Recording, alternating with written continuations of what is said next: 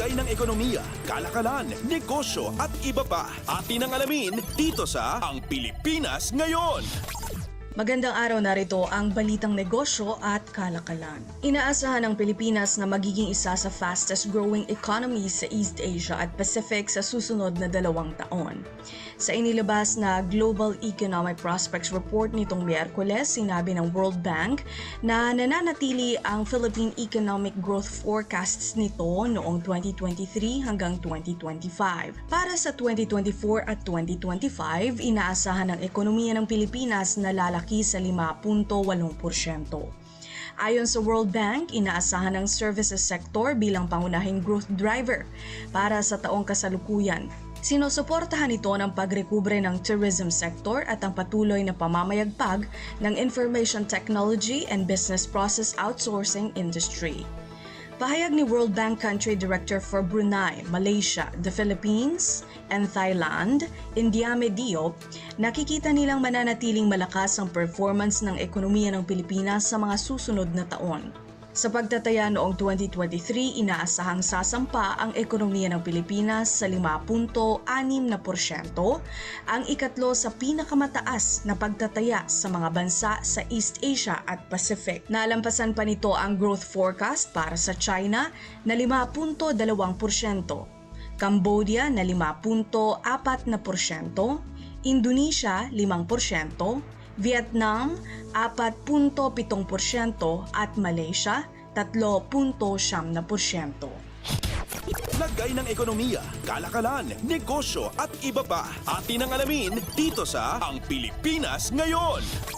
Ayon sa ekonomista, Pilipinas ang pinakanahirapan pagdating sa paghihigpit ng monetary policy at inflation kumpara sa ibang mga bansa sa ASEAN. Ngunit nagawa ng bansa na maibsan ang epekto ng mga hamon sa ekonomiya.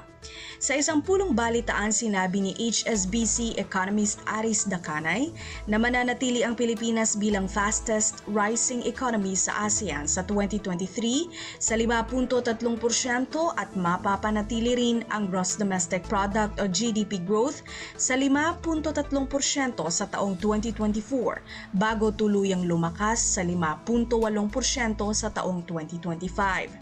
Tumaas ang pagtataya para sa Pilipinas sa pinakahuling GDP outlook ng HSBC mula sa 4.8% para sa taong 2023 sa 5.2% naman para sa taong 2024. Naiwan ang GDP forecast para sa 2025. Mas mataas ang HSBC Philippine GDP growth projection sa 2023 kumpara sa mga bansang Vietnam at Indonesia na parehong nasa 5%, Malaysia sa 4.1%, Thailand sa 2.5% at Singapore sa 1.2%. Binigyang diin ni Dacanay na patuloy na susuportahan ng labor force ang ekonomiya ng bansa sa pamamagitan ng consumption. Makakatulong din ani Dacanay ang pagpapalawig sa Executive Order o EO10 hanggang ngayong taon. Ang pagbabawas ng taripa sa baboy, mais at bigas ang magbabalik sa inflation sa target ng pamahalaan na nasa 2 hanggang 4%.